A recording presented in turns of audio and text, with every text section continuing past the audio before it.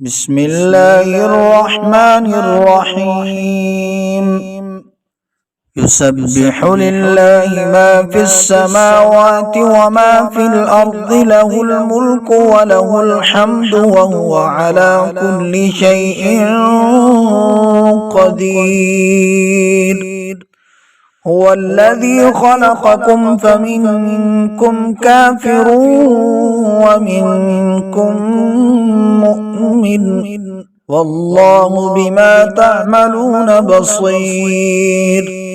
خلق السماوات والأرض بالحق وصوركم فأحسن صوركم وإليه المصير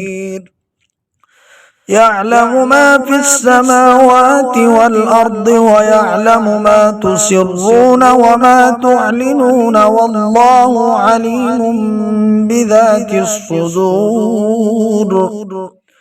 ألم يأتكم نبأ الذين كفروا من قبل فذاقوا وبال أمرهم ولهم عذاب أليم ذلك بأنه كانت تأتيهم رسلهم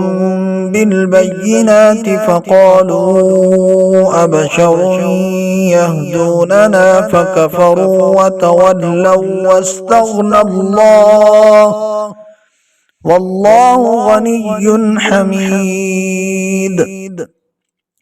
زعم الذين كفروا أن لن يبعثوا قل بلى وربي لتبعثن ثم لتنبؤن بما عملتم وذلك على الله يسير فآمنوا بالله ورسوله والنور الذي أنزلنا والله بما تعملون خبير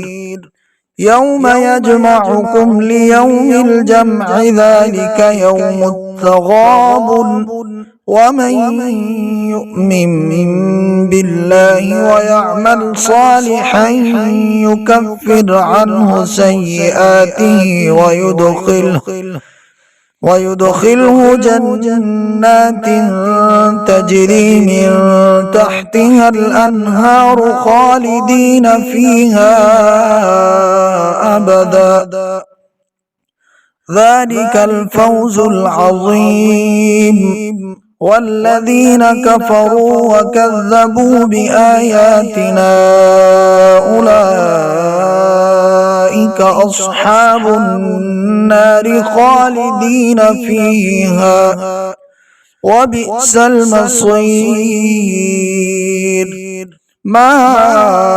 أصاب من مصيبة إلا بإذن الله ومن يؤمن بالله يهد قلبه والله بكل شيء عليم وأطيعوا الله وأطيعوا الرسول فإن توليتم فإنما على رسولنا البلاغ المبين الله لا إله إلا هو وعلى الله فليتوكل المؤمنون يا أيها الذين آمنوا إن من أزواجكم وأولادكم عدوا لكم فاحذروهم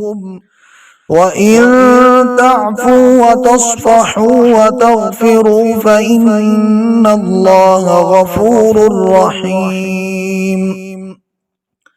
إنما أموالكم وأولادكم فتنة والله عنده أجر عظيم فاتقوا الله ما استطعتم واسمعوا وأطيعوا وأنفقوا خيرا